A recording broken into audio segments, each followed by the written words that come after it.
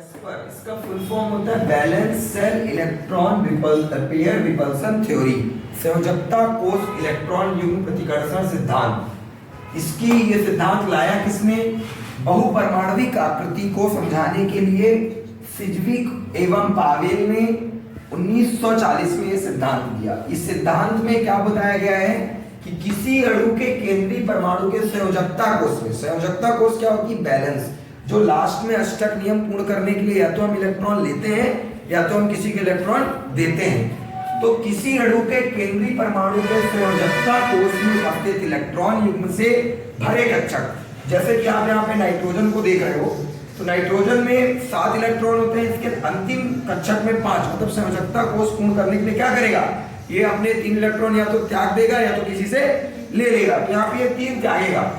तो इलेक्ट्रॉन युग्म से भरे कक्षक आंतरिक या त्रिविम में, त्रिविम मतलब 3 डायमेंशनल में, इस प्रकार व्यवस्थित होते हैं कि वह परस्पर एक दूसरे से अधिकतम दूरी पर रहें।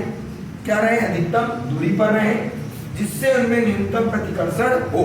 प्रतिकर्षण कब होता है?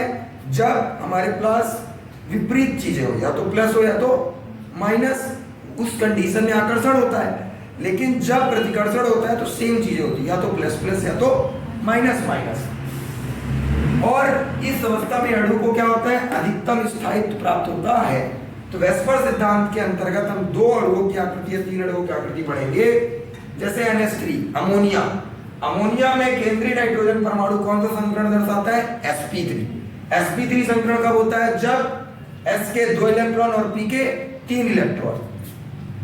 तो यहाँ पर sp3 संकरण के माध्यम से हम नाइट्रोजन का एक एग्जांपल देखते हैं।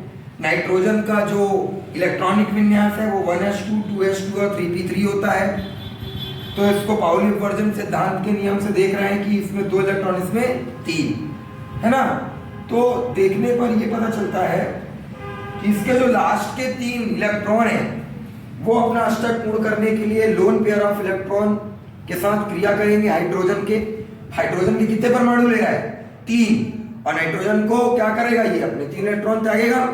तो हाइड्रोजन अपने 3 इलेक्ट्रॉन के इसके साथ क्या कर देगा? पेयर बना देगा। तो 3 3 6 और 2 8 इलेक्ट्रॉन, तो उसकी बैलेंस कंप्लीट हो जाएगी।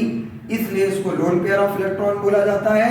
और हाइड्रोजन के ये एक एक इलेक्ट्रॉन जो है वो इन तीनों के साथ क्रिया कर लेंगे, ठीक है। और इसमें जो आकृति होती है वो होती है 3 डायमेंशनल, ठीक।